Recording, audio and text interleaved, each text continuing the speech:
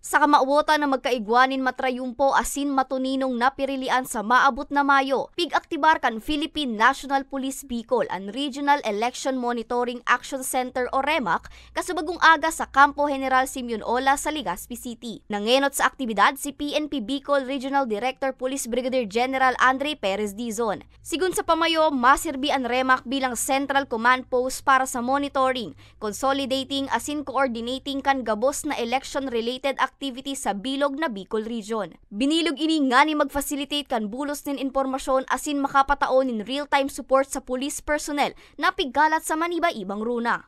Lahat ng election-related incidents, kung may mga untoward incidents, yun po ang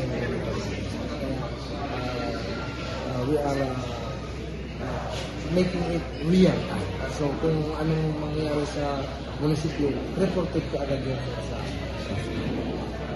Bilang nerve center kan election operations, ang REMAC man ang masiguro kan maray na bulos kan informasyon urog na sa pagtaong kasimbagan sa anuman na isyu o agyat na pwede sir magbutwa sa election period.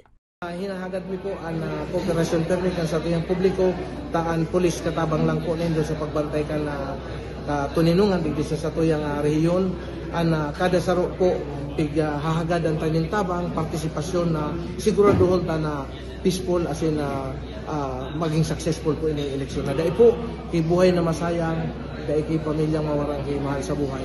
Ludi pairalon ta po so boses kan tawo, taan boses kan tawo, boses kan malagis po.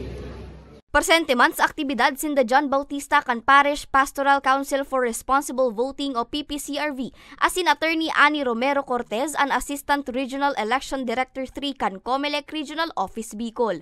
Mientras tanto, bilang preparasyon pa sa maabot na pirilian, magkakaiguanin simultaneous PNP COMELEC checkpoint sa Enero 12 pon alas 12:01 nin maagahon. Para sa mga baretang Tatak Bicol, Angeline Dagta.